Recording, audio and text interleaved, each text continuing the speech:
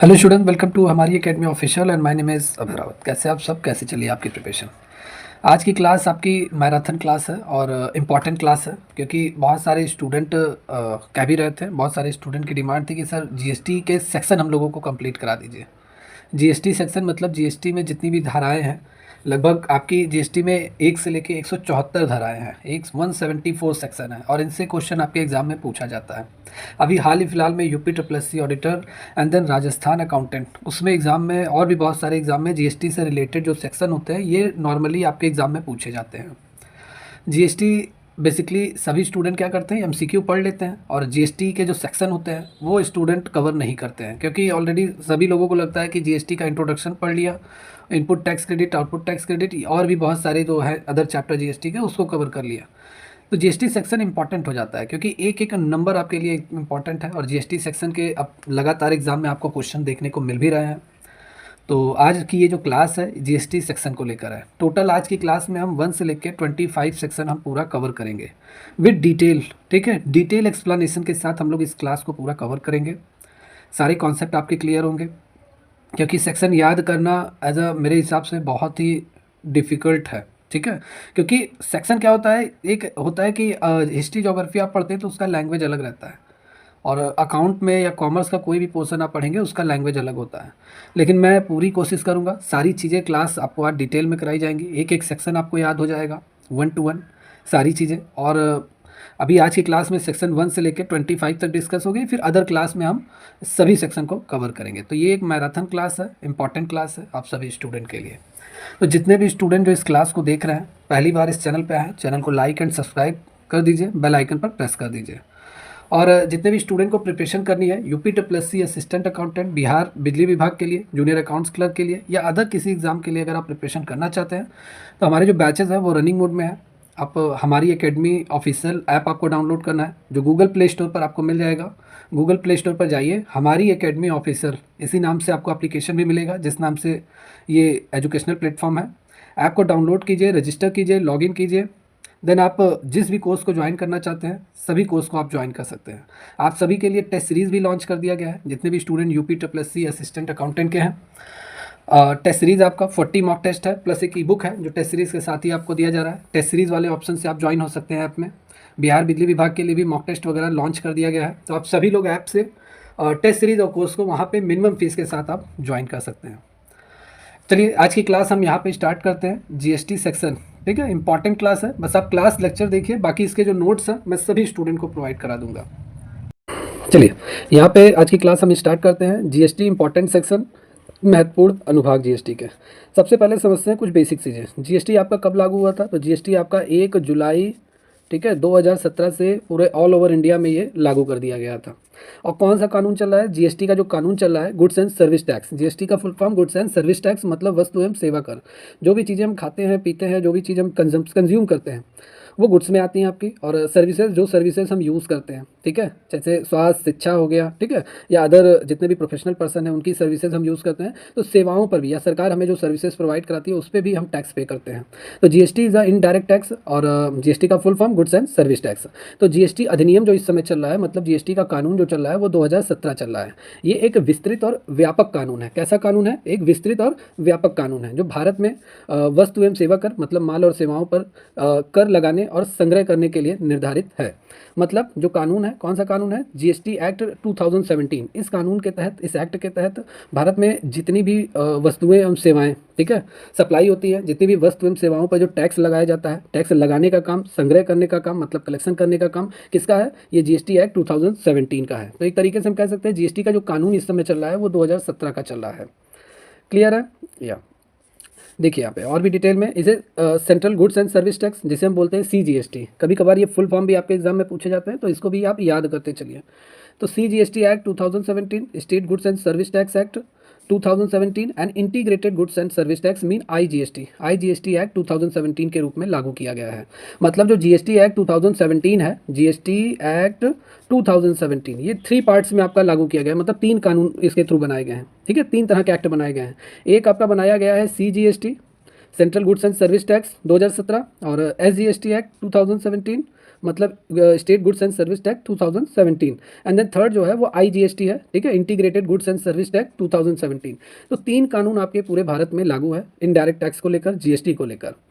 Clear है? चलिए यहाँ पे अब हम डिटेल में सभी सेक्शन को हम यहाँ पे कवर अप करेंगे। तो सबसे पहला सेक्शन जो है फर्स्ट सेक्शन है, सेक्शन फर्स्ट। इसमें क्या है, GST को इस सेक्शन फर्स्ट में कहा गया है, GST के बारे में एक्सप्लेन किया गया है कि GST किस कानून के तहत मॉनिटरेट किया जा रहा है, ऑपरेट किया जा रहा है भारत में GST को, कानून, और GST कब आरंभ किया गया था, GST कहाँ से कहाँ तक लागू है, ठीक है, मतलब GST पूरे भारत में कब से लागू है, ये तिथि के बारे में बताया गया है, डेट के बारे में, और GST पूरे भारत में सभी राज्यों में किन किन जगह लागू है, ये सारी चीज़ें एक्सप्लेन किया गया है GST सेक्शन फर्स्ट में।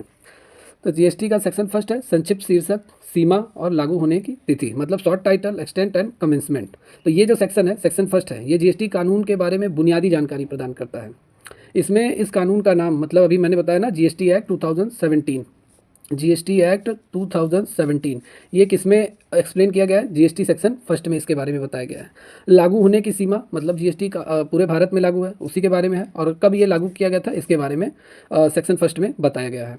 तो आइए सेक्शन फर्स्ट में क्या क्या और चीज़ें हैं, सारी चीज़ें हम डिटेल में देखेंगे। एक बार आप क्लास कवर कर लेते हैं, पूरा 1 घंटे 1.5 घंटे की क्लास है, तो आपका 1 से लेकर 25 सेक्शन पूरा आपका क्लियर हो जाएगा।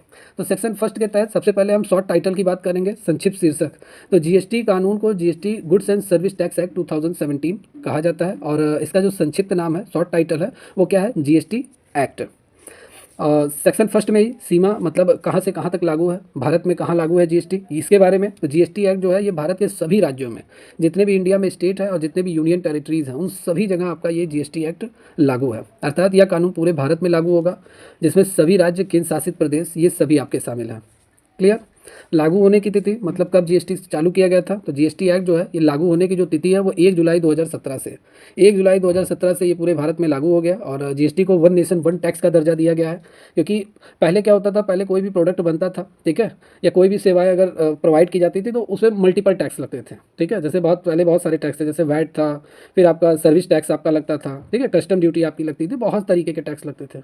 अब सिर्फ और सिर्फ एक टैक्स लगता है आपका, क्या, GST, ठीक है। 1 नेशन 1 टैक्स का दर्जा सरकार की तरफ से दिया गया था जब ये लागू हुआ था, और यह तिथि तब से है जब GST को भारत में लागू किया गया है, और इसे देश भर में एकल कर व्यवस्था के तहत स्थापित किया गया है, मतलब 1 नेशन 1 टैक्स के थ्रू, या हम कह सकते हैं सिंगल टैक्स, मतलब ये कंडीशन अपनाई गई है, ठीक है, एकल कर व्यवस्था के तहत इसे स्थापित किया गया है। और भी डिटेल में हम बात कर ले तो सेक्शन फर्स्ट जो है वो कानून का नाम, लागू होने का दायरा, मतलब पूरे भारत में, और लागू होने की तिथि मतलब 1 जुलाई 2017 को बताता है, और GST एक्ट जो चल रहा है वो 2017 चल रहा है, पूरे भारत में लागू है। तो ये मेरे हिसाब से क्लियर हो गया सेक्शन फर्स्ट क्या क्या है। एक बार और सिंपल शब्दों में मैं बात कर लूँ तो सेक्शन फर्स्ट हमें ये बताता है कि GST का नाम क्या है, मतलब कानून क्या है, कहाँ तक ये पूरा लागू है पूरे भारत में, और कब लागू किया गया है। तो ये पूरा सेक्शन फर्स्ट से रिलेटेड है। क्लियर? चलिए सेक्शन सेकंड हम यहाँ पे बात करते हैं। तो GST का जो सेक्शन सेकंड है वो GST की डेफिनेशन के बारे में बताता है, GST को परिभाषित करता है, GST को डिफाइन करता है, ठीक है, GST के बारे में बताता है। तो इस सेक्शन में क्या है, GST कानून के विभिन्न शब्दों, जैसे GST में भी बहुत सारे टर्म्स हैं, जैसे GST के तहत पर्सन कौन होते हैं, ठीक है, पर्सन कौन होते हैं GST के तहत, GST के तहत वस्तुएं क्या होती हैं, कौन कौन से गुड्स हम यूज़ करते हैं उस पर जो GST के तहत आती है टैक्स लगता है, कौन कौन सी सर्विसेज है जो GST के दायरे में आती हैं, टैक्सेबल होती है, टैक्स हमें पे करना पड़ता है। GST के तहत टैक्स ऑफिसर कौन होते हैं, GST में स्टेट का दर्जा किसे दिया गया है, सप्लाई कब हम किस कंडीशन में मानेंगे GST के तहत, GST के तहत बिजनेस क्या होता है, GST के तहत प्लेस ऑफ सप्लाई क्या होता है। तो इन सभी टर्म्स को जो एक्सप्लेन किया गया है, डिफाइन किया गया है, परिभाषित किया गया है, वो सेक्शन सेकंड के तहत किया गया है। ठीक है, चलिए यहाँ पे अब हम डिटेल में बात कर लेते हैं। तो इस सेक्शन में क्या है, GST कानून के विभिन्न शब्दों और शब्दावलियों की परिभाषाएं दी गई हैं। ये जो परिभाषाएं हैं ये GST के सही और सटीक समझ के लिए महत्वपूर्ण होती हैं, क्योंकि इससे ये स्पष्ट होता है कि किस प्रकार के व्यक्ति, वस्तु, सेवा या एक्टिविटी, गतिविधियां GST के तहत आती हैं। मतलब इस सेक्शन से हमें मालूम चलता है कि किस प्रकार के व्यक्ति जो GST के तहत क्या रजिस्टर्ड है या टैक्सेबल पर्सन जो है GST के तहत, वस्तुएं क्या है GST के तहत, सेवाएं कौन सी होती हैं जो GST के तहत आती हैं, और कौन सी गतिविधियां, ये एक्टिविटीज सब GST के तहत आती है, उनका एक्सप्लेन इसमें किया गया है। तो आइए इनको डिटेल में हम बात कर लेते हैं, और थोड़ा हम यहाँ पे जो क्लास जो है ये थोड़ी लंबी रहने वाली है, क्योंकि डिटेल में सारी चीज़ें यहाँ पे एक्सप्लेन की जा रही हैं। तो सबसे पहले हम यहाँ पे बात करेंगे गुड्स एंड सर्विस टैक्स सामान्य कर। ठीक है, तो GST का मतलब है कि एक संघीय कर जो वस्तु एवं सेवाओं की आपूर्ति पर लगाया जाता है। मतलब जो गुड्स एंड सर्विसेज है जब ये सप्लाई की जाती हैं तो उस समय आपसे GST वगैरह चार्ज किया जाता है, जीएसटी आप पे करते हैं, तो आपूर्ति पर लगाया जाता है। GST is a consumption based tax. GST आपका क्या कंजम्पशन बेस्ड टैक्स है, मतलब अगर आप किसी वस्तु एवं सेवाओं को अगर आप यूज़ करेंगे, भारत में रह रहे हैं, तो आपको जीएसटी पे करना पड़ेगा। अगर कंज्यूम करेंगे तो आपको जीएसटी पे करना पड़ेगा। मार्केट से अगर आप मान लेते हैं कि आप कोई भी बिस्किट वगैरह खा रहे हैं, या मान लेते हैं मूवी वगैरह आप देखने गए, तो जब आप उन सेवाओं या गुड्स को अगर आप यूज करेंगे तभी आप जीएसटी पे करेंगे, ठीक है। फोर्स करके आपसे नहीं लिया जाएगा। तो ये आपका है जीएसटी, ठीक है। पर्सन की बात कर ले तो जीएसटी के तहत व्यक्ति में कौन कौन से आएंगे, पर्सन में आपके नेचुरल पर्सन, मतलब जैसे ह्यूमन बीइंग, मतलब कोई भी आ सकता है पर्सन में, ठीक है, जो बिजनेस करता है, कंपनी चलाता है, वो आपका आ जाएगा। कंपनियां होती हैं, संस्थाएं होती हैं, संगठन होती हैं, या कोई भी संविधान, जैसे कोई भी पार्टनरशिप फर्म हो गई, सहकारी समितियां हो गई, आपकी कोऑपरेटिव सोसाइटीज़ आपकी हो गई, तो ये सभी आपके शामिल होते हैं किसमें, जीएसटी के तहत। तो पर्सन में आपके कोई भी पर्सन हो गया, कोई भी नेचुरल पर्सन हो गया, कंपनी हो गई, संस्था हो गई, संगठन हो गया, या संविधान के तहत जितनी भी पार्टनरशिप फर्म है, कोऑपरेटिव सोसाइटी, ये सभी आपके पर्सन में आएंगे। और ये एग्जाम में पूछा जाता है, इसी से ही क्वेश्चन आपके बनते हैं। गुड्स में क्या क्या आएगा, गुड्स में वस्तु में क्या क्या आएगा, तो गुड्स में आपकी कोई भी भौतिक चीज़ जिसे हम खरीद सकते हैं, बेच सकते हैं, ठीक है, वो सभी आपके गुड्स में आएंगे। और इसमें आपकी जैसे खाने पीने वाली चीज़ें हो गई, इलेक्ट्रॉनिक आइटम हो गए, कपड़े हो गए, ये एग्जांपल के तौर पे मैं बता रहा हूँ। तो ये सभी आपके गुड्स में आपके आएंगे। और या जीवन के सामान, जैसे जो भी एग्रीकल्चर प्रोडक्ट है, मशीनें हैं, कार है, फर्नीचर, ये सब आपके गुड्स में आपके आएंगे, ठीक है। अभी आगे मैं बताऊँगा कौन कौन से गुड्स पे सरकार टैक्स आपसे जीएसटी नहीं चार्ज करती है, जो एग्जम्प्ट है जीएसटी के दायरे से। ये सारी चीज़ें क्लियर होंगी आज की क्लास में। सर्विसेज की अगर हम बात कर लें तो सर्विसेज का मतलब होता है कि वह गतिविधियाँ जो वस्तु से अलग हैं, जो गुड्स में नहीं आती है, वो आपकी सर्विसेज में आती है। सर्विसेज में जैसे शिक्षा हो गया, ठीक है, एजुकेशन, ये आपकी सर्विसेज में आती है। सरकार आपको स्वास्थ्य सेवाएं प्रोवाइड कराती है, ठीक है, तो ये सर्विसेज है आपकी। कंसल्टेंसी सर्विसेज मतलब सलाहकारी सेवाएं, ठीक है, एंटरटेनमेंट, ये सभी सर्विसेज में आपके आते हैं। तो ये सब आपको याद करते चलना है, सारी चीज़ें नोट करते चलिए, ठीक है। तो ये आपके सर्विसेज में आते हैं और सेक्शन 2 के तहत इन्हें डिफाइन किया गया है। सेक्शन सेकंड में टैक्स ऑफिसर के बारे में बताया गया है। टैक्स ऑफिसर मतलब राजस्व अधिकारी, मतलब ये एक ऐसा व्यक्ति या ऐसा अधिकारी होता है जो जीएसटी कानून के तहत क्या करता है, कर वसूलता है, जीएसटी की निगरानी करने के लिए ये जिम्मेदार होता है। यह व्यक्ति केंद्र और राज्य सरकार से हो सकता है, मतलब इसे सेंट्रल गवर्नमेंट भी अपॉइंट कर सकती है और स्टेट गवर्नमेंट का भी टैक्स ऑफिसर होता है, मतलब दोनों गवर्नमेंट के अपने अपने ऑफिसर होते हैं। क्लियर। तो इनका काम क्या होता है, जीएसटी के तहत कर की वसूली करना, और जीएसटी अगर कोई बचा रहा है, मतलब पूरी तरीके से अगर भ्रष्टाचार हो रहा है, ठीक है, कोई टैक्स नहीं पे कर रहा है, तो उसकी निगरानी करने के लिए इनकी जिम्मेदारी होती है। राज्य क्या होगा, जीएसटी के तहत राज्य को जो डिफाइन किया गया है, इसमें कह रहा है कि इस शब्द का अर्थ है कि भारत में स्थित प्रत्येक राज्य और संघ राज्य क्षेत्र, मतलब यूनियन टेरिटरी, ये इन सभी जगह जीएसटी कानून लागू होगा। भारत के सभी राज्यों में प्रेजेंट टाइम में आपके भारत के सभी राज्य, सभी यूनियन टेरिटरीज में जीएसटी का कानून लागू है। जब जीएसटी सबसे पहली बार कहाँ लागू हुआ, जीएसटी इंडिया में सबसे पहले असम में लागू हुआ था, ठीक है। असम पहला राज्य है जिसने अपने यहाँ जीएसटी को पूरी तरीके से लागू कर दिया था, असम।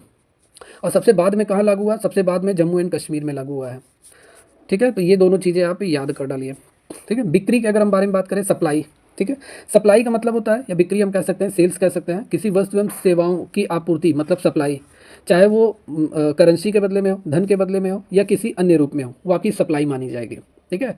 ये नहीं है कि कैश में अगर हम कोई चीज़ खरीद रहे हैं, कैश में ही दे रहे हैं, ठीक है, तो उसी समय जीएसटी ही चार्ज होगा। अगर आपने माल को डिलीवर कर दिया है, उधार में ही माल बेच दिया है, तो वहाँ जीएसटी चार्ज कर लिया जाएगा, ठीक है, चाहे धन के बदले में हो या किसी रूप में हो।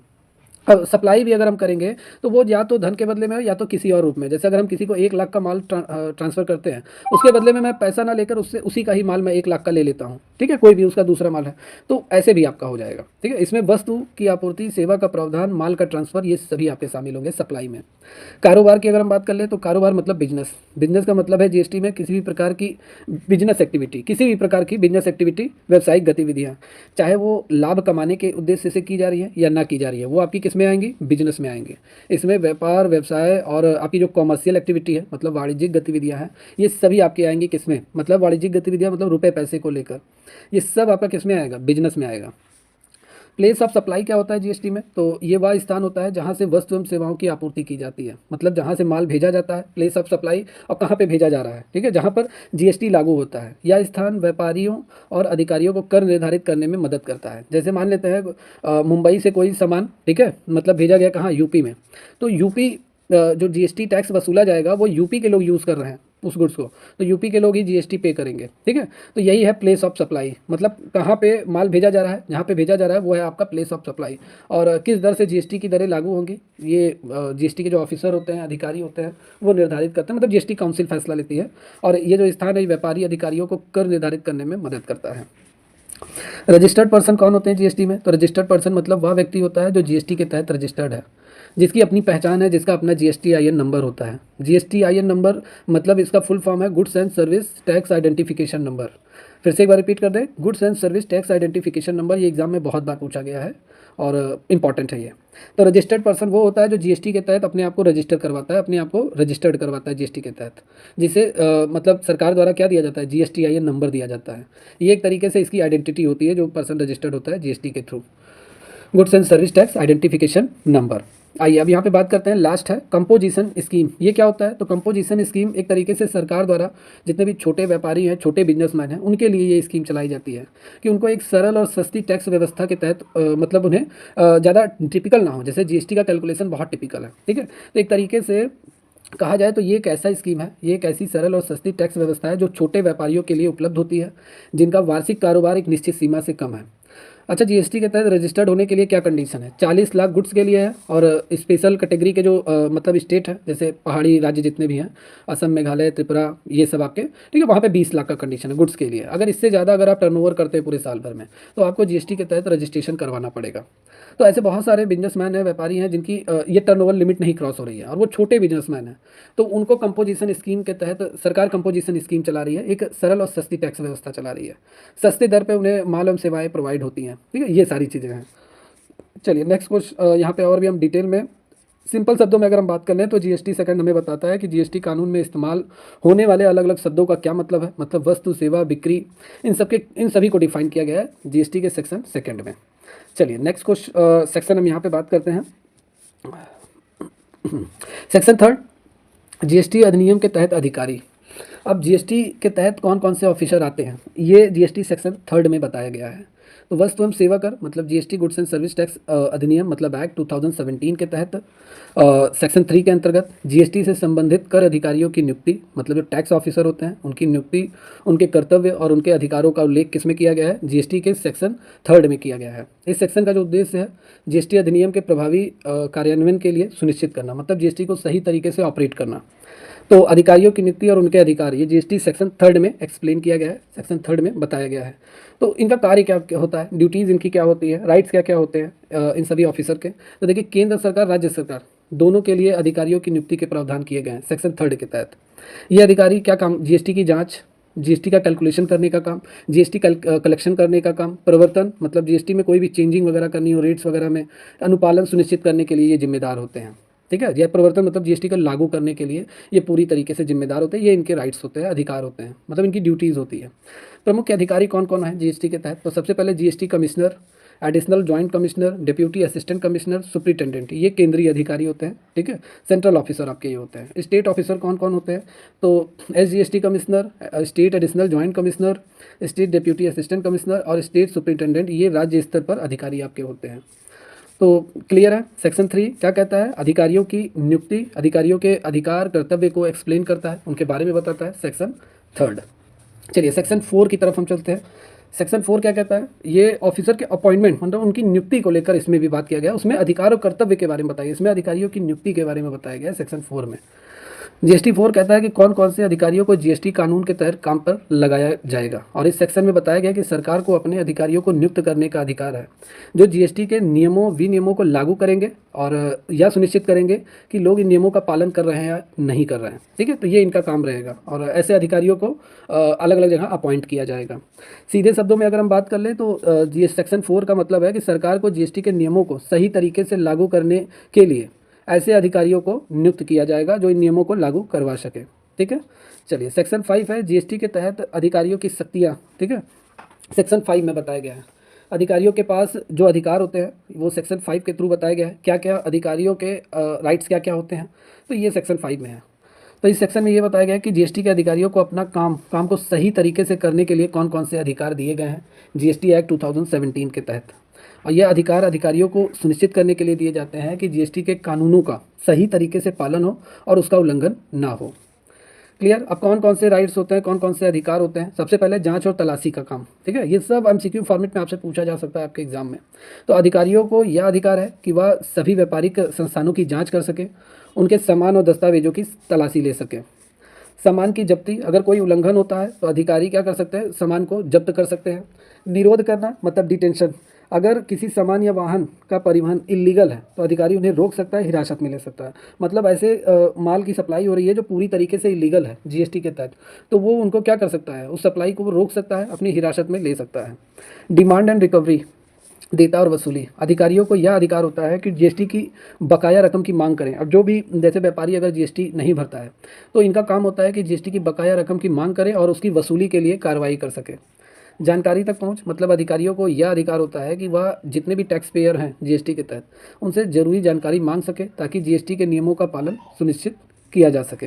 तो सेक्शन 5 है, अधिकारियों को वे अधिकार दिया जाता है जो जीएसटी कानूनों को लागू करने के लिए चाहिए, जैसे जांच, सामान की जब्ती, कर वसूली करना। तो ये सेक्शन 5 है। ठीक है, सेक्शन 5 जीएसटी के अधिकारियों की शक्ति के बारे में है, और सेक्शन 4 अधिकारियों की नियुक्ति से रिलेटेड है, और जीएसटी अधिनियम के तहत अधिकारी कौन कौन होते हैं ये सेक्शन 3 में है आपका। तो मेरे हिसाब से क्लियर हो गया होगा आप सभी को सेक्शन 5 तक। अब बचे 20 सेक्शन और हैं। चलिए सेक्शन नंबर 6 हम यहाँ पे कवर करते हैं। सेक्शन 6 क्या है, कुछ परिस्थितियों में राज्य कर या संघ राज्य क्षेत्र के अधिकारियों को उचित अधिकारी के रूप में अधिकृत करना। मतलब कुछ ऐसी कंडीशन होती हैं जहाँ पे राज्य कर और केंद्र शासित प्रदेश के अधिकारियों को, ठीक है, उचित अधिकारी के रूप में अपॉइंट करना, ये सेक्शन 6 में एक्सप्लेन किया गया है। सेक्शन 6 हमें बताता है, जैसे आप आर्टिकल पढ़ते हैं ना कॉन्स्टिट्यूशन में, सेम वैसे सेक्शन भी आप इसमें पढ़ते रहिए। ठीक है, सारी चीज़ें याद कर डालिए, सब क्लियर हो जाएगा। तो इस सेक्शन में ये कहा गया है कि कभी कभी राज्य कर मतलब स्टेट टैक्स, केंद्र शासित प्रदेश कर मतलब यूनियन टेरिटरी टैक्स के अधिकारियों को उचित अधिकारी के रूप में नियुक्त किया जा सकता है। क्लियर, ताकि वे विशेष मामले पे जीएसटी कानून का पालन करवा सकें। अगर सिंपल शब्दों में हम बात कर लें तो जीएसटी के तहत कुछ खास परिस्थितियां ऐसी होती हैं जहां पे राज्य या केंद्र शासित प्रदेश के जो भी अधिकारी होते हैं उनको उचित अधिकारी के रूप में नियुक्त किया जा सकता है, वे संबंधित मामलों में जीएसटी के नियमों को लागू करवा सके। सेक्शन 6 में है। चलिए सेक्शन 7 में अगर हम बात कर लें तो जीएसटी व्यवस्था के तहत आपूर्ति का दायरा, मतलब आपूर्ति की परिभाषा है, मतलब डेफिनेशन ऑफ सप्लाई, सप्लाई को जो डिफाइन किया गया है, ठीक है, वो सेक्शन 7 में डिफाइन किया गया है। जीएसटी के तहत आपूर्ति का दर मतलब सप्लाई कहाँ से कहाँ तक किया जा सकता है, ठीक है, कौन कौन से टैक्स लागू होंगे सप्लाई पे, ये सारी चीज़ें किस में आएंगी, सेक्शन 7 में आपकी आएंगी। तो सिंपल सी अगर हम एक वन लाइन में अगर याद करें तो आपूर्ति की जो परिभाषा है, मतलब सप्लाई को जो डिफाइन किया गया है वो सेक्शन 7 में डिफाइन किया गया है, जिसमें व्यापार, उत्पादन, आपूर्ति या मतलब एक्सपोर्ट इम्पोर्ट, ठीक है, सेवाएं, ये सभी आपके शामिल हैं सप्लाई में। सेक्शन 7 के तहत सारी चीज़ें हम डिटेल में देखेंगे, थोड़ा समय लगेगा, लेकिन ये सारी चीज़ें आप डिटेल में अगर पढ़ लेते हैं तो एक एक मेरे हिसाब से पॉइंट जो है सब आपका क्लियर हो जाएगा, सभी कॉन्सेप्ट आपके क्लियर हो जाएंगे। तो सेक्शन 7 जीएसटी के तहत सप्लाई की आपूर्ति का दायरा के बारे में बताता है। इस सेक्शन में बताया गया है कि जीएसटी के तहत कौन कौन सी गतिविधियाँ सप्लाई में आएंगी और उन पर क्या लगेगा, जीएसटी टैक्स लगेगा, इनडायरेक्ट टैक्स लगेगा। सप्लाई का मतलब कोई भी वस्तु है या सेवाएं हैं उनका विक्रय मतलब बेचना, खरीदना, लेन देन, आपूर्ति करना, ये सारी चीज़ें शामिल हैं आपकी। ठीक है, और सप्लाई में कौन कौन सी चीज़ें आती हैं मैंने पहले ही बताया है। तो सप्लाई में आपकी किसी भी प्रकार की वस्तुएं हो गई, कोई भी सर्विसेज हो गई, सेवाएं हो गई, जिनका विक्रय, लेन देन, इन सभी को हम आपूर्ति के रूप में शामिल कर सकते हैं, शामिल किया गया है। यानी अगर कोई सामान या सेवाएं बेची जाती हैं, ठीक है, या किसी दूसरे रूप में आपूर्ति होती हैं तो उस पर जीएसटी लगेगा। तो ये सेक्शन 7 में एक्सप्लेन किया गया है। तो सिंपल शब्दों में बात कर ले तो जीएसटी के तहत सप्लाई का जो मतलब होता है किसी वस्तु एवं सेवा की आपूर्ति, बिक्री, लेन देन से है, और उन सभी गतिविधियों पे क्या जीएसटी टैक्स लगेगा। ठीक है, चलिए नेक्स्ट है यहाँ पे section number 8। Section number 8 place based supply, स्थान आधारित सप्लाई।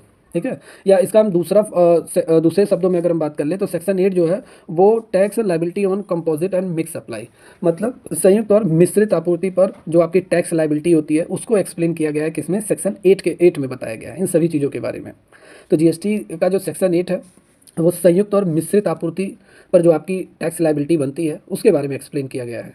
आइए बात करते हैं यहाँ पे कंपोजिट और मिक्स सप्लाई क्या होता है, जो सेक्शन 8 के तहत इसे एक्सप्लेन किया गया है। तो सेक्शन 8 मिक्स और कंपोजिट सप्लाई पर आपकी टैक्स लायबिलिटी के बारे में बताता है। यहाँ पे अगर हम बात कर लें सेक्शन 8 में मिक्स और कंपोजिट सप्लाई पर जीएसटी का टैक्स कैसे लागू होगा, सेक्शन 8 में एक्सप्लेन किया गया है। तो कंपोजिट सप्लाई की अगर हम बात कर लें, कंपोजिट सप्लाई तब आपकी होती है जब 2 या 2 से अधिक वस्तुएं एवं सेवाएं एक साथ दी जाती हैं, ठीक है, और उनमें से एक मुख्य वस्तु पर ही मुख्य वस्तु या सेवा होती है। मतलब जब भी कोई भी सप्लाई ऐसी होती है जिसमें एक वस्तु के साथ दूसरी वस्तु ऑलरेडी दी जाती है साथ में, या एक सेवाएं प्रोवाइड की जा रही हैं तो दूसरी सेवा उसके साथ दी जाती है। लेकिन जो टैक्स वसूला जाएगा ना वो पहले वाली वस्तु के अकॉर्डिंग, मतलब पहले जो सर्विसेज दी जाएंगी उस उनके अकॉर्डिंग, ठीक है, टैक्स वसूला जाएगा। मतलब इस स्थिति में जो टैक्स है वो मुख्य वस्तु और सेवा के अनुसार ही लागू होगा आपका। क्लियर?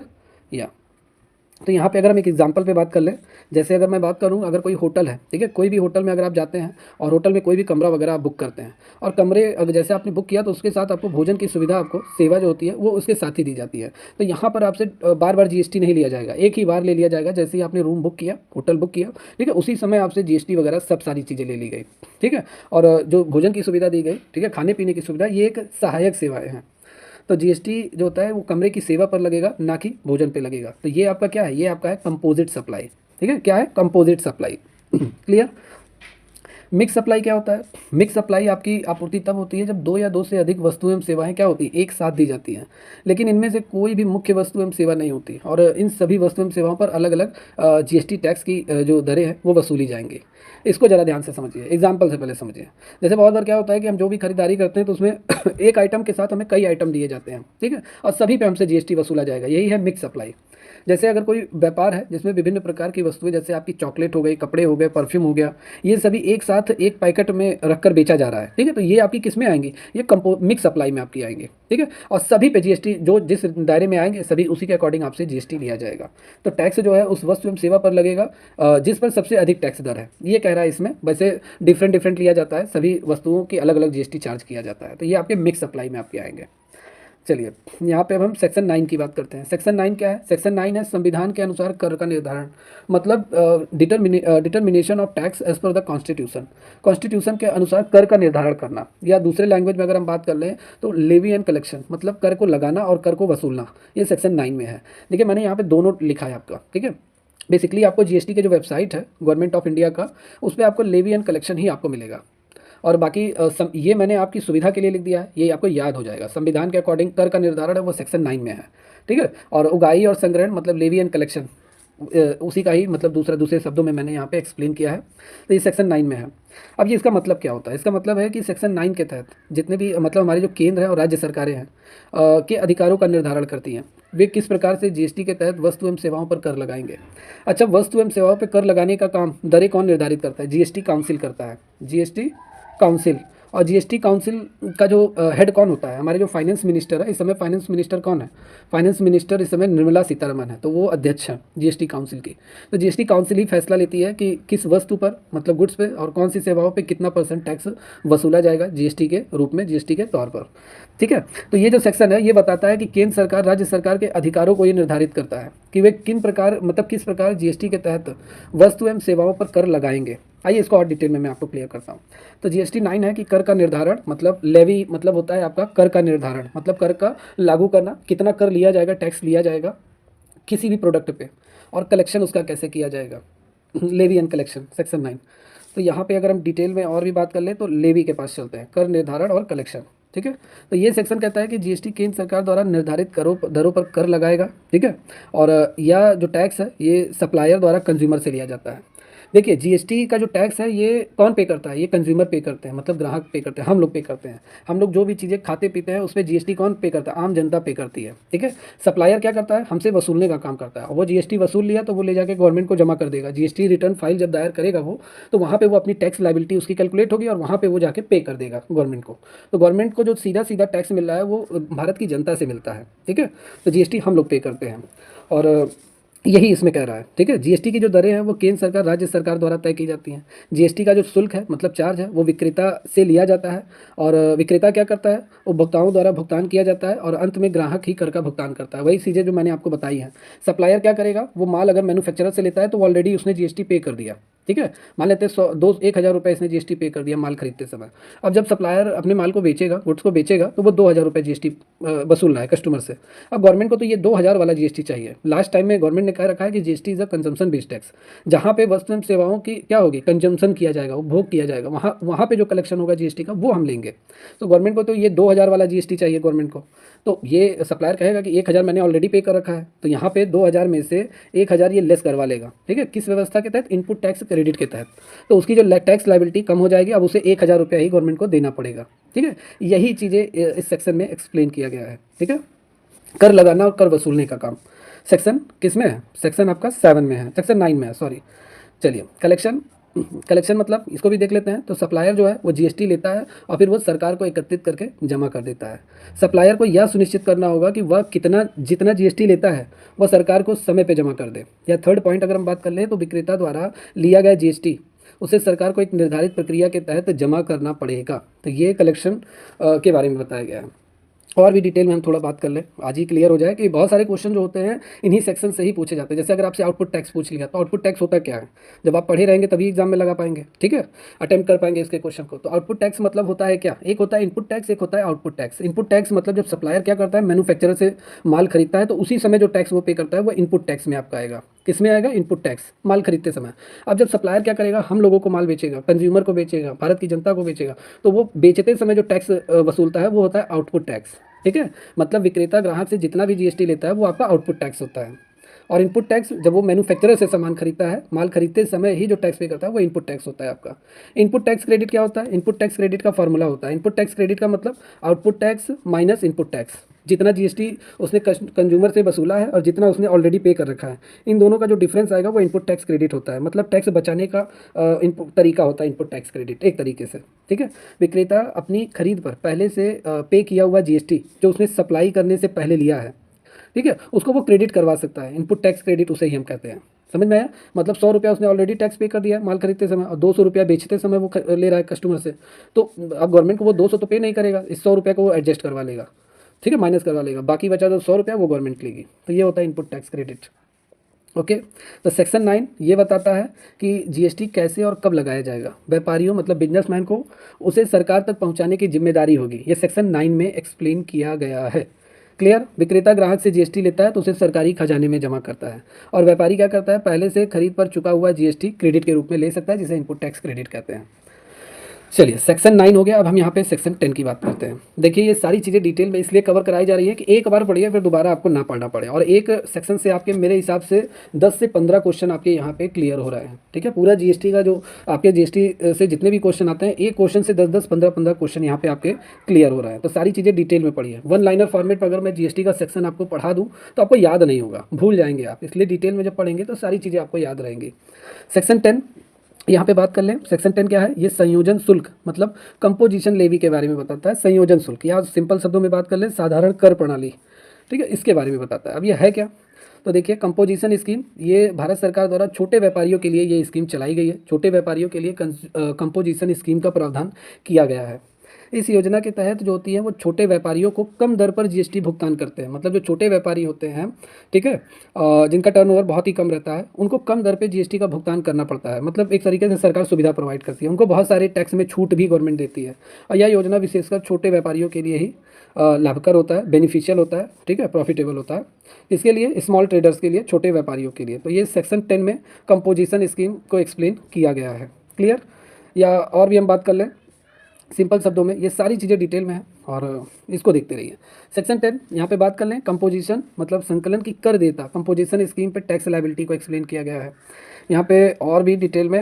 हाँ, यहाँ पे सरल शब्दों में अगर हम बात कर लें तो सेक्शन 10 ये बताता है कि छोटे व्यापारियों के लिए कंपोजिशन स्कीम मतलब संकलन एक योजना है जिनमें जो स्मॉल ट्रेडर्स है उन्हें कम टैक्स देना पड़ेगा। टैक्स की प्रक्रिया मतलब टैक्स का जो प्रोसीजर है वो उनके लिए आसान होगा। ठीक है, और ये योजना है या सिर्फ और सिर्फ उन व्यापारियों के लिए, उन ट्रेडर्स के लिए है जिनकी वार्षिक कारोबार जो है वो एक निश्चित सीमा से कम है, उन्हीं के लिए है। जैसे अभी क्या चल रहा है, जीएसटी रजिस्ट्रेशन के लिए टर्नओवर लिमिट क्या चल रहा है? 40 लाख सभी स्टेट के लिए। अगर आप 40 लाख का माल टर्नओवर करते हैं पूरे 1 ईयर में तो आपको जीएसटी रजिस्ट्रेशन कराना पड़ेगा। और पूर्वोत्तर श्रेणी के लिए मतलब जो असम, मेघालय, त्रिपुरा, ये जितने भी हैं, ठीक है, 7 सिस्टर जो आपके हैं, वहाँ पे सिर्फ और सिर्फ 20 लाख का आपका चलता है। ठीक है, 20 लाख का माल टर्नओवर हो रहा है, इन लोगों को जीएसटी रजिस्ट्रेशन कराना पड़ेगा। अब 40 लाख से अगर आप नीचे हैं या 20 लाख से अगर आप नीचे हैं तो जीएसटी रजिस्ट्रेशन कराने की कोई ज़रूरत नहीं है। तो यही आपके छोटे व्यापारी हैं। ठीक है, और एक तरीके से हम अपनी इच्छा पे भी जीएसटी रजिस्ट्रेशन करा सकते हैं, क्योंकि हम अगर जितना भी जीएसटी गवर्नमेंट को पे कर रहा है, अगर कोई व्यापारी है वो भी जीएसटी पे कर रहा है माल खरीदते समय, तो वो जीएसटी रिटर्न पाने के लिए, ठीक है, उसको जीएसटी रजिस्ट्रेशन कराना पड़ेगा। तो ये है आपका। चलिए यहाँ पे अब हम सेक्शन 11 की तरफ देखते हैं। या सेक्शन 11 क्या है? सेक्शन 11 जो आपका है ये विशेष प्रकार की आपूर्ति, मतलब आपका सेक्शन 11 जो है छूट देने की शक्ति, या अदर फॉर्म में हम बात कर ले छूट देने का अधिकार, मतलब पावर टू ग्रांट एग्जम्पशन। ये दोनों टर्म्स एक ही है। जैसे विशेष प्रकार की आपूर्ति मतलब ऐसी बहुत सारी सप्लाई होती हैं, ऐसे वस्तु एवं सेवाएं होती हैं जिन पे गवर्नमेंट हमसे कोई भी टैक्स नहीं लेती है। मतलब ये पूरी तरीके से अगर अदर फॉर्म में हम बात कर लें तो ये एग्जेम्प्ट होती हैं। क्या होती हैं? एग्जेम्प्ट होती हैं। इन पे कोई भी गवर्नमेंट हमसे टैक्स नहीं लेती है। ठीक है। या हम दूसरा बात कर लें अदर फॉर्म में छूट देने की शक्ति, छूट देने का अधिकार, तो ये सेक्शन 11 में आपका है। इसको बात कर लेते हैं। तो इस सेक्शन में केंद्र सरकार राज्य सरकार को सरकारों को यह अधिकार है कि कुछ विशेष प्रकार की जो वस्तुएं हैं, सेवाएं हैं, जो जीएसटी के तहत पूरी तरीके से वो क्या है, जीएसटी के दायरे से बाहर है, जीएसटी से छूट गवर्नमेंट दे सकती है। ठीक है। मतलब कुछ चीज़ या सेवाएं जो हैं, सर्विसेज हैं, वो जीएसटी के बाहर रखी गई हैं। उन पे गवर्नमेंट कोई भी इनडायरेक्ट टैक्स, कोई भी जीएसटी नहीं लेता है। अब वो कौन कौन सी सर्विसेज आएंगी उनको भी हम जरा यहाँ पे बात कर लें। जैसे अगर आप एग्रीकल्चर प्रोडक्ट की मार्केटिंग करते हैं, अगर आप ऐसी उत्पाद एवं सेवाएं बेच रहे हैं जो कृषि से जुड़ी हैं, ठीक है, तो गवर्नमेंट आपसे कोई भी टैक्स नहीं लेगी। ठीक है, कोई भी टैक्स नहीं लेगी। अगर आप किसी सरकारी मतलब विभाग को अगर आप माल सप्लाई करते हैं, सॉरी, अगर आप किसी ऐसी योजनाओं में अपने माल सप्लाई करते हैं, सरकारी योजनाओं में, तो उन सभी संस्थाओं को या उन सभी ऑर्गेनाइजेशन को जीएसटी के दायरे से बाहर रखा गया है, विशेष श्रेणी के में रखा गया है। ठीक है। तो सेक्शन 11 बताता है कि सरकार को कुछ विशेष वस्तु एवं सेवाओं पर जीएसटी से छूट देने का अधिकार है, जिससे ताकि जनता को राहत मिल सके और कुछ जरूरी सेवाओं पर टैक्स का बर्डन ना बन सके। जैसे आपको मालूम है खुले में जो भी आइटम बेचे जाते हैं उन पे नो जीएसटी, कोई भी टैक्स नहीं लगता है। एग्रीकल्चर प्रोडक्ट पे जीएसटी आपसे नहीं लिया जाता है। तो यही सारी चीज़ें हैं। चलिए यहाँ पे सेक्शन 12 बात करने से पहले जितने भी स्टूडेंट जो इस क्लास को देख रहे हैं, कैसी लग रही है जानकारी, और पहली बार आए चैनल पे तो चैनल को लाइक एंड सब्सक्राइब जरूर कर लीजिए।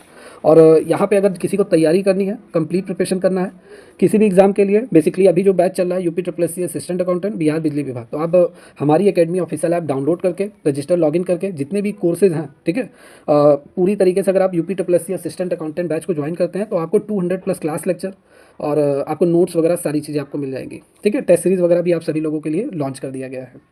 चलिए अब यहाँ पे सेक्शन 12 की बात करते हैं। तो सेक्शन 12 क्या है? ये माल की आपूर्ति का समय, मतलब टाइम ऑफ सप्लाई के बारे में बताता है। सेक्शन 12 मतलब टाइम ऑफ सप्लाई, या हम और भी बात कर ले time of supply of goods, मतलब सामान की आपूर्ति का समय के बारे में बताता है। मतलब जो गुड्स, अभी गुड्स के बारे में ये हो रहा है, सर्विसेज के बारे में नहीं। सर्विसेज वाला जीएसटी का जो सेक्शन 13 में है, तो यहाँ पे गुड्स के सप्लाई के बारे में, मतलब उसकी आपूर्ति के बारे में बता रहा है, सप्लाई के बारे में गुड्स के। ठीक है। समय क्या है, किस समय वो टैक्सेबल होगा, टैक्स वसूला जाएगा, उसके बारे में है। तो सेक्शन 12 में है। तो इस सेक्शन में ये बताया गया है कि सामान की जो आपूर्ति होती है तो जीएसटी का भुगतान कब करना होगा। इसे ही हम क्या बोलते हैं, टाइम ऑफ सप्लाई। इस समय इस बात पर निर्भर करता है कि सामान कब बेचा गया है और इसे ग्राहक तक कब पहुंचाया गया है। तो ये आपका टाइम ऑफ सप्लाई में आपका आता है। ठीक है। सेक्शन 12 के तहत बताया गया है। या अगर हम बात कर लें, जैसे आज मंडे है, ठीक है, या मंडे नहीं, मान लेते हैं आज संडे है। अब आज अगर मान लेते हैं आपने किसी भी सप्लायर से आपने 1 लाख का माल खरीदा, अब ये कह रहा है कि 15 दिन बाद आपको मैं सप्लाई करा दूंगा, 15 दिन बाद मैं आपको सप्लाई कर दूंगा। अब अगर इसके दाम अगर बढ़ते हैं, जो भी 1 लाख का सामान आप मंगा रहे हैं, इसके दाम बढ़ते हैं या जीएसटी के रेट्स इसके बढ़ जाते हैं, तो पहले से जो निर्धारित दरें हैं, पहले से जो निर्धारित दाम पे बेचा गया उसी पे ही लागू किया जाएगा। उसी को ही टाइम ऑफ सप्लाई कहते हैं, जिस समय बेचा गया है। ठीक है।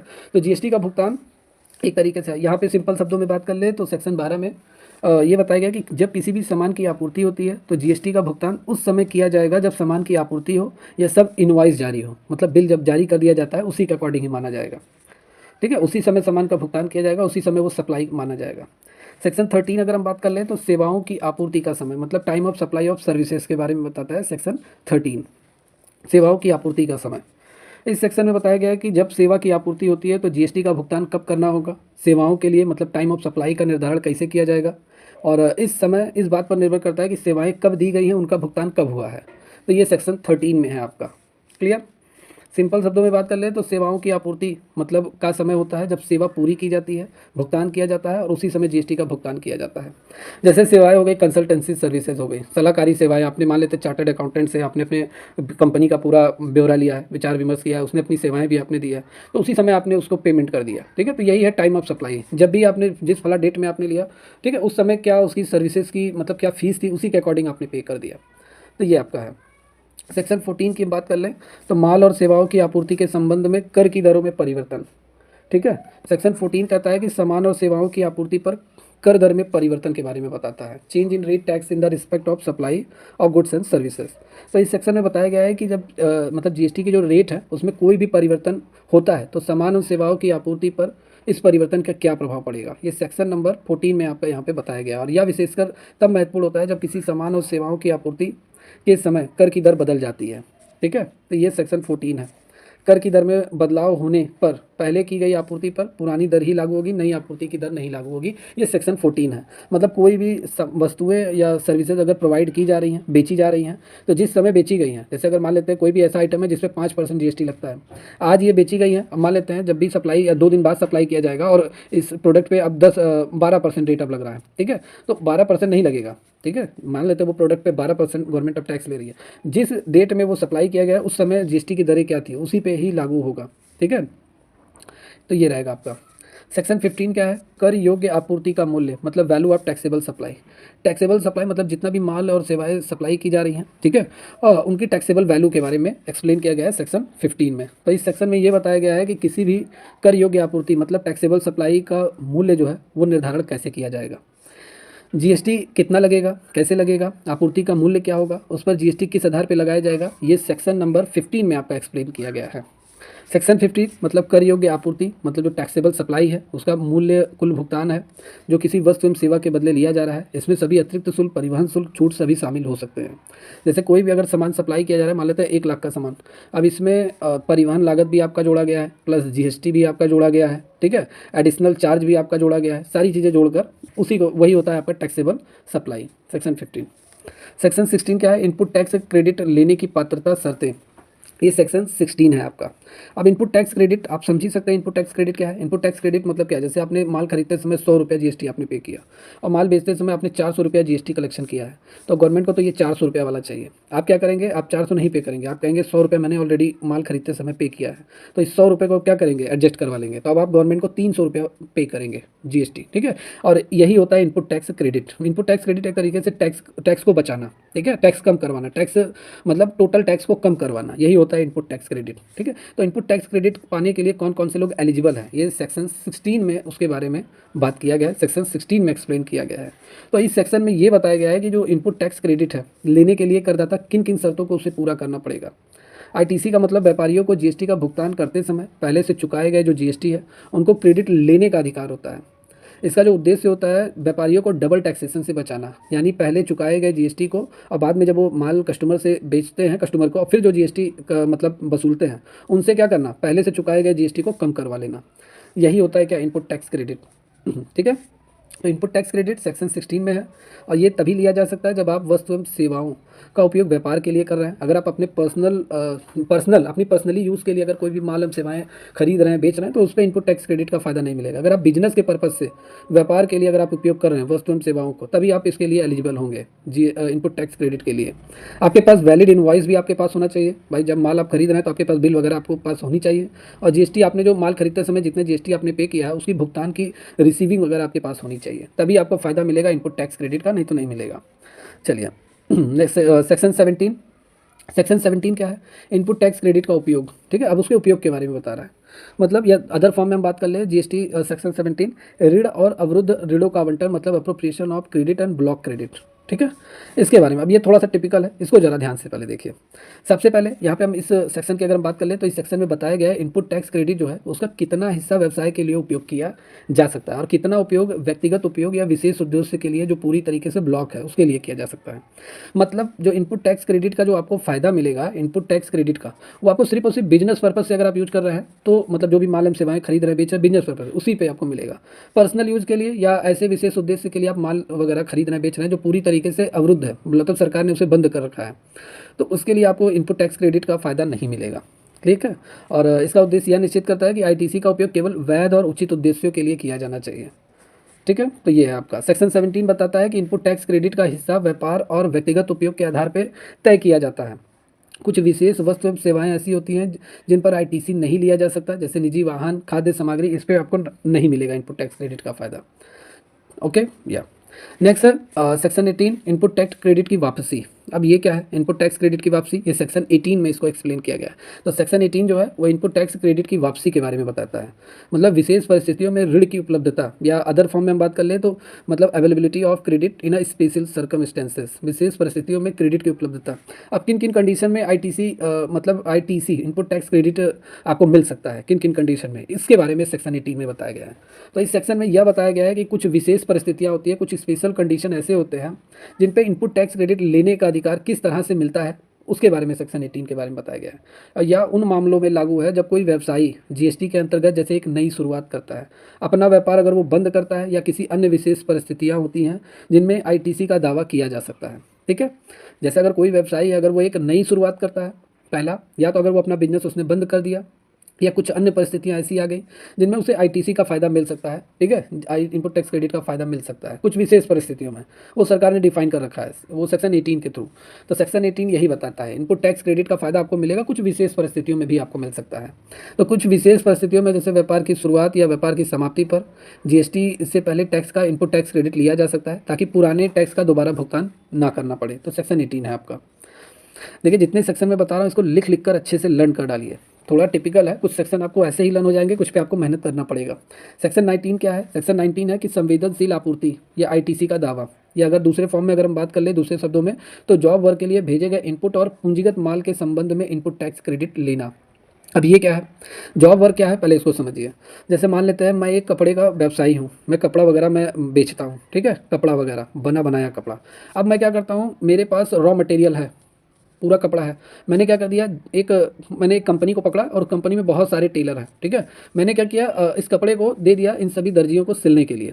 अब ये क्या कर रहा है, इस रॉ मटेरियल को कंप्लीट प्रोडक्ट में तैयार करके मुझे भेज रहा है, मेरे पास सप्लाई कर रहा है। ठीक है, तो जॉब वर्क, यही जॉब वर्क में कौन आएगा, जो दूसरे की सेवाओं को, दूसरे की वस्तुओं को जो तैयार करते हैं, वो जॉब वर्क में आएंगे।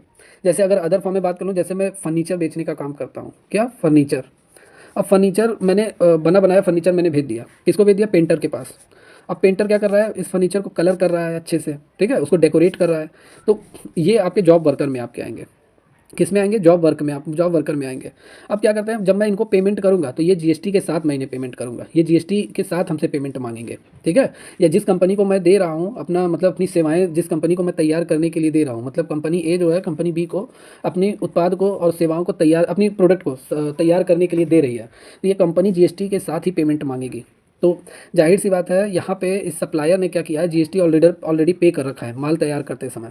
ठीक है, यहाँ पे कर दिया, तो उसी का फ़ायदा इसको लेना पड़ेगा। ठीक है, इसी मतलब उसका फ़ायदा ये ले सकता है इनपुट टैक्स क्रेडिट का। वही है आपका सेक्शन 19, मतलब जॉब वर्क के लिए भेजे गए इनपुट और पूंजीगत माल के संबंध में इनपुट टैक्स क्रेडिट लेना।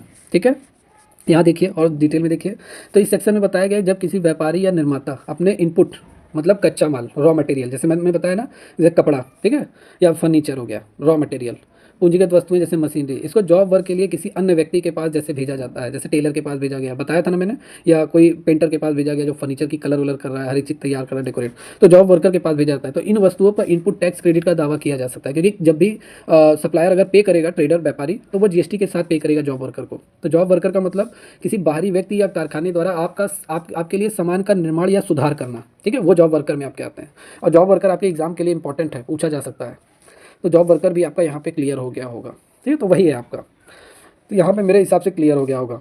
सेक्शन 19 है कि अगर आप इनपुट और पूंजीगत वस्तुएं जॉब वर्क के लिए भेजते हैं तो आप इनपुट टैक्स क्रेडिट का दावा कर सकते हैं, बशर्ते जॉब वर्कर ने सही तरीके से जीएसटी भुगतान किया और वस्तु सही समय पे वापस आ रही हो। ठीक है, चलिए नेक्स्ट है 20। आइए इसको हम लोग एग्जाम्पल से समझते हैं। तो एग्जाम्पल से यहाँ पे अगर हम बात कर लें, जैसे एक दिल्ली में एक कंपनी है ए, ठीक है, कपड़े वगैरह का बिजनेस का काम करती है, और ये हेड ऑफिस है, दिल्ली में है, ठीक है, ए कंपनी का।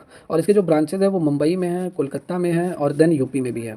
अब ये कंपनी क्या कर रही है, किसी बड़े, ठीक है, बिजनेसमैन से ये कंपनी क्या कर रही है, ऑर्डर ले रही है, ठीक है।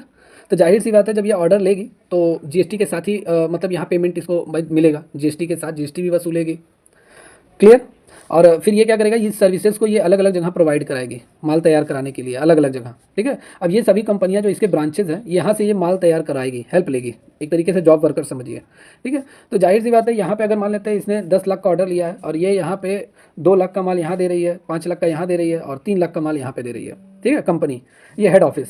तो इनपुट टैक्स क्रेडिट का फ़ायदा ये इसी रेशियो में देगी जितना माल यहाँ पे सप्लाई किया गया है। तो वही चीज़ है, इनपुट सेवा मतलब इनपुट सर्विस डिस्ट्रीब्यूटर द्वारा क्रेडिट वितरण का तरीका। जो कंपनियां जितना माल तैयार कराएंगी उसको उतना ही इनपुट टैक्स क्रेडिट का फ़ायदा मिलेगा। तो सेक्शन 20 यही है, इनपुट सर्विस डिस्ट्रीब्यूटर द्वारा प्राप्त इनपुट सेवाओं के, ठीक है, इनपुट टैक्स क्रेडिट का वितरण कैसे किया जाए। आईएसडी मतलब इनपुट सर्विस डिस्ट्रीब्यूटर जो है वो व्यावसायिक उद्देश्य के लिए इस्तेमाल किए गए इनपुट क्रेडिट को विभिन्न शाखाओं के बीच समान पैन नंबर के आधार पर वितरित करती है। क्लियर या, तो इस आधार पे आपका होगा। चलिए, आईएसडी क्या होता है? आईएसडी मतलब इनपुट सर्विस प्रोवाइडर एक ऑफिस से जुड़े इनपुट सेवा टैक्स को अन्य शाखाओं के बीच में बांटता है ताकि जीएसटी का लाभ सभी को मिल सके। क्लियर या, चलिए नेक्स्ट क्वेश्चन है, सेक्शन 21 क्या है? राज्य कर अधिकारी के अधिकार मतलब अधिक वितरित ऋण की वसूली का अधिकार। Manner of recovery of credit distributed in excess. मतलब इस धारा में क्या है कि जीएसटी अधिकारियों को वही अधिकार दिए गए हैं जिनके माध्यम से करदाता से कर वसूल सके और कर चोरी की वो जांच कर सके। तो ये आपका है सेक्शन 21 में है आपका, ठीक है। और भी अगर हम डिटेल में बात कर लें, सेक्शन 21 ये बताता है कि जो किसी व्यक्ति या आईएसडी ने अधिक आईटीसी वितरित किया है, मतलब वही चीज़ जो प्रीवियस वाले सेक्शन में मैंने बताया। जैसे एक कंपनी है, इसने क्या किया, दिल्ली, मुंबई और किसको, यूपी की कंपनी को इसने ऑर्डर दिया, ठीक है। ये इसके ब्रांचेस हैं और ये हेड ऑफिस है। अब इसने मान लेते हैं 2 लाख का माल तैयार किया, इसने 3 लाख का, इसने 5 लाख का। तो जीएसटी मतलब कि यहाँ पे जो इनको पेमेंट किया जाएगा, ठीक है, पेमेंट किया जाएगा जीएसटी लेस करने के बाद, मतलब जीएसटी कट काटने के बाद इनको पेमेंट किया जाएगा। तो ये भी जीएसटी ऑलरेडी इन लोगों ने पे कर रखा है। तो उसी आधार पे यहाँ पे ज़्यादा अगर किसी कंपनी को आईटीसी का फ़ायदा अगर किसी कंपनी ने ज़्यादा ले लिया है इनपुट टैक्स क्रेडिट का और बेईमानी कर रहा है, तो अधिकारी उसकी जांच करेगा और कड़े कदम उठाएगा। ये आपका है जीएसटी 22। देखिए सेक्शन 22, इसमें रजिस्ट्रेशन की आवश्यकता के बारे में बताया गया है सेक्शन 22 में कि पंजीकरण के लिए अप्लीकेबल कौन है, मतलब कौन से पर्सन जो लाइबल है रजिस्ट्रेशन के लिए, पंजीकरण के लिए कौन से व्यक्ति उत्तरदायी हैं। ये जीएसटी के सेक्शन 22 में इसको बताया गया है, रजिस्ट्रेशन के लिए उत्तरदायी व्यक्ति कौन कौन है। इसको देखिए, तो सबसे पहले इस सेक्शन में बताया गया किस प्रकार के व्यक्ति और व्यवसायों को जीएसटी के तहत रजिस्टर्ड होने की आवश्यकता है। इसका मुख्य उद्देश्य यह है कि जीएसटी लागू करने के लिए किसको रजिस्ट्रेशन लेना पड़ेगा, कौन से लोग जो जीएसटी के तहत आते हैं और जीएसटी का रजिस्ट्रेशन उनके लिए ज़रूरी है, उत्तरदायी है। सेक्शन 22 में बताया गया है, ठीक है। मतलब सेक्शन 22 बताता है कि जीएसटी रजिस्टर्ड होने के लिए कौन से व्यक्ति और व्यापारियों को रजिस्ट्रेशन कराना पड़ेगा। अगर आपकी वार्षिक टर्नओवर लिमिट एक सीमा से अधिक है, मतलब 40 लाख गुड्स के लिए और सर्विसेज के लिए 20 लाख, अगर इससे आपका अधिक टर्नओवर है तो आपको जीएसटी के तहत रजिस्ट्रेशन कराना पड़ेगा। सेक्शन 22 में इसको एक्सप्लेन किया गया है, सेक्शन 22 इसके बारे में बताता है। सेक्शन 23 जो है वो जीएसटी रजिस्ट्रेशन से छूट के बारे में बताता है। मतलब ऐसी बहुत सारी संस्थाएं हैं, बहुत सारे व्यक्ति हैं जिनको पंजीकरण के लिए वो उत्तरदायी नहीं है, मतलब एक तरीके से वो जीएसटी के तहत उन्हें छूट मिला हुआ है, मतलब रजिस्ट्रेशन के लिए वे व्यक्ति उत्तरदायी नहीं है। तो सेक्शन 23 में एक्सप्लेन किया गया है। यहाँ पे बात कर लें सेक्शन 23, कौन कौन से व्यक्ति जो जीएसटी के तहत उत्तरदायी नहीं है, जिनको जीएसटी रजिस्ट्रेशन नहीं कराना पड़ेगा, ठीक है, भले से वो टर्नओवर लिमिट क्रॉस कर रहे हैं। जैसे अगर यहाँ पे नहीं, टर्नओवर लिमिट नहीं, अगर कोई छोटे व्यापारी हैं जिनकी लिमिट 20 लाख है गुड्स के लिए और सर्विसेज के लिए, मतलब 20 लाख उसके लिए सर्विसेज के लिए और 40 लाख गुड्स के लिए, अगर इसको क्रॉस वो नहीं करते हैं तो जीएसटी रजिस्ट्रेशन इन्हें नहीं कराना पड़ेगा। क्लियर। और सामान्य नियम से बाहर के व्यक्ति, मतलब कुछ ऐसे व्यक्ति होते हैं जो नॉन टैक्सेबल आइटम को सेल करते हैं, ठीक है, तो गवर्नमेंट उस पर जीएसटी लगा ही नहीं रही है। जैसे एग्रीकल्चर प्रोडक्ट हो गया या और भी बहुत सारे प्रोडक्ट हैं तो जीएसटी रजिस्ट्रेशन उस पर नहीं कराना पड़ेगा, वो भी उन्हें स्पेशल छूट मिला है। या जैसे अगर यहाँ पे नॉन टैक्सेबल व्यक्ति मतलब ऐसे क्या, जैसे अगर बहुत सारे व्यक्ति होते हैं जो रियल इस्टेट का बिजनेस करते हैं, संपत्तियों को खरीदते हैं, बेचते हैं, इन्वेस्टमेंट करते हैं, तो ये तो इनकम टैक्स में आ जाएगा, तो इसमें जीएसटी के तहत इन्हें रजिस्ट्रेशन कराने की ज़रूरत नहीं होगी। एग्रीकल्चर प्रोडक्ट, जो भी व्यक्ति एग्रीकल्चर प्रोडक्ट से जुड़ा हुआ है, कृषि गतिविधियों से जुड़ा हुआ है और कृषि उत्पादों को बेचता है, खरीदता है, ठीक है, तो उसको जीएसटी रजिस्ट्रेशन मतलब नहीं कराना पड़ेगा। मतलब किसान, इसमें सिंपल आएंगे, किसान जो सिर्फ कृषि उत्पादों की आपूर्ति करता है उसे रजिस्टर्ड नहीं होना पड़ेगा, छूट मिला हुआ है। और राज्य सरकार के निर्दिष्ट अन्य व्यक्ति, मतलब कुछ ऐसे व्यक्ति और व्यवसाय हैं जो राज्य सरकार के तहत विशेष श्रेणियों में रखे गए हैं। मतलब सरकार अगर कोई योजनाएं चलाई रही है और ये व्यक्ति पर्सन या कोई कंपनी अगर ये इन योजनाओं में, ठीक है, अपने माल और सेवाओं को प्रोवाइड करा रही है तो ये भी जीएसटी रजिस्ट्रेशन के दायरे से बाहर है, इन्हें भी नहीं कराना पड़ेगा। और नौकरी पेशा करने वाले व्यक्तियों को तो जीएसटी रजिस्ट्रेशन लेना अनिवार्य नहीं है, क्योंकि ये तो जॉब कर रहे हैं, ठीक है, ये कोई माल और सेवाएं थोड़ी ना बेच रहे हैं, तो इनको तो सैलरी मिलता है, तो इनकम टैक्स के अंतर्गत आते हैं। चलिए नेक्स्ट है यहाँ पे, और यहाँ पे टोटल 2 सेक्शन हमारे और बचे हैं, फिर ये क्लास आज की ओवर होगी। सेक्शन 24 क्या है, रजिस्ट्रेशन की अनिवार्यता के बारे में बताया, किसको रजिस्ट्रेशन कराना अनिवार्य है, कंपलसरी है, ये सेक्शन 24 में बताया गया है। तो कुछ विशेष मामलों में आपको रजिस्ट्रेशन कराना अनिवार्य है, ठीक है, एकदम कंपलसरी है। तो इस सेक्शन में वही बताया गया है कि अगर आप जो टर्नओवर लिमिट है 40 लाख का और सर्विसेज पे 20 लाख का, अगर इसको क्रॉस नहीं भी करते हैं तब भी आपको रजिस्ट्रेशन जीएसटी के थ्रू कराना पड़ेगा, चाहे जैसा भी आप कारोबार करते हैं, मतलब जितना भी आपका लिमिट क्रॉस हो या ना क्रॉस हो, टर्नओवर लिमिट, ठीक है। तो कुछ व्यक्तियों को, व्यापार मतलब बिजनेसमैन को या ट्रेडर्स को जीएसटी रजिस्ट्रेशन कराना अनिवार्य होता है, भले ही उनकी टर्नओवर सीमा कम हो। तो कौन कौन इसमें आएंगे, इसमें जैसे आपके कौन कौन आ गए, जैसे ई कॉमर्स, आयात निर्यात अगर आप करते हैं, एक्सपोर्ट इंपोर्ट, एक राज्य से दूसरे राज्य में सप्लाई करते हैं माल वगैरह, तो आपको कराना पड़ेगा। ई कॉमर्स ऑपरेटर, जैसे आप फ्लिपकार्ट, अमेजॉन, इन सब जगह माल बेचते हैं, तो आपको जीएसटी रजिस्ट्रेशन कराना अनिवार्य है, ठीक है। या अदर विशेष सेवाएं आप प्रोवाइड कराते हैं तो जीएसटी रजिस्ट्रेशन आपको कराना अनिवार्य है, भले ही आपका टर्नओवर लिमिट कम हो। चलिए लास्ट है आज की क्लास का सेक्शन नंबर 25, रजिस्ट्रेशन का की प्रक्रिया, मतलब प्रोसीड्यूर्स फॉर रजिस्ट्रेशन। ये UP SSC assistant account auditor exam में ये आया हुआ क्वेश्चन है, ठीक है, इंपॉर्टेंट है ये। और सेक्शन 25 रजिस्ट्रेशन की प्रक्रिया के बारे में बताता है, मतलब सेक्शन 25 ये बताता है कि जीएसटी रजिस्ट्रेशन प्राप्त करने के लिए एक व्यक्ति और व्यवसाय को, मतलब बिजनेस को, ऑनलाइन आवेदन करना होता है, जिसमें उसको पैन कार्ड, अपने बिजनेस का पता, बैंक अकाउंट डिटेल, ये सारे डॉक्यूमेंट उसे देने होते हैं। और जब आवेदन के बाद सत्यापन होगा, वेरिफिकेशन होगा, तो उसे जीएसटी रजिस्ट्रेशन सर्टिफिकेट दिया जाएगा और फिर जाकर इसकी रजिस्ट्रेशन की प्रक्रिया पूरी होती है। तो ये सेक्शन 25 में इसको एक्सप्लेन किया गया है। सेक्शन 25 जीएसटी रजिस्ट्रेशन में के बारे में बताता है, उसके प्रोसीजर के बारे में। क्लियर है? तो मेरे हिसाब से आज की क्लास यहीं ओवर करते हैं, और मेरे हिसाब से आप सभी को सारे सेक्शन कॉन्सेप्ट क्लियर हो गए होंगे, ठीक है। कैसी लगी क्लास कमेंट करके आप सभी स्टूडेंट ज़रूर बताइए। और जितने भी स्टूडेंट इस क्लास को देख रहे हैं, पहली बार चैनल पे आए हैं, तो चैनल को लाइक एंड सब्सक्राइब जरूर कर दीजिए, बेल आइकन पर प्रेस कर दीजिए। और ये सभी सेक्शन, इसके नोट्स जिसको भी चाहिए, और दिए गए नंबर पे आप कॉल करके, कॉल नहीं आपको करना है, आपको व्हाट्सअप मैसेज करना है, सिर्फ मैसेज टाइप कर दीजिए, और नोट्स के लिए वहाँ पे एक छोटा सा मैसेज आप लिख देंगे, हमारे जो ऑपरेटर है वो आपको इस क्लास की जो नोट्स है वो आपको प्रोवाइड करा देंगे। हमारी एकेडमी ऑफिशियल ऐप डाउनलोड करना है, वहाँ पे भी इसका नोट्स अपलोड कर दिया जाएगा, वहाँ पर भी आपको ये नोट्स आपका ये इस क्लास का मिल जाएगा आप सभी को। बाकी जितने भी स्टूडेंट इनको तैयारी करनी है, कंप्लीट प्रिपरेशन करना है, हमारी एकेडमी ऑफिशियल ऐप तुरंत डाउनलोड कर लीजिए गूगल प्ले स्टोर पर जाकर। कंप्लीट कॉमर्स क्लासेज होती हैं, अभी जो बैच चला है यूपी SSC असिस्टेंट अकाउंटेंट और बिहार बिजली विभाग, इन सभी की तैयारी अगर आप करना चाहते हैं, कंप्लीट डिटेल में सारी क्लासेस प्रोवाइड कराई जाती हैं, नोट्स के साथ आपको मिलेगा। 200+ class lecture, notes, mock test, सभी चीज़ें आपको इस बैच में मिलेंगी। तो आप तुरंत इस बैच को ज्वाइन कर लीजिए, तैयारी करना चाहते हैं तो। चलिए मिलते हैं कल की क्लास में, टेक केयर, गुड बाय।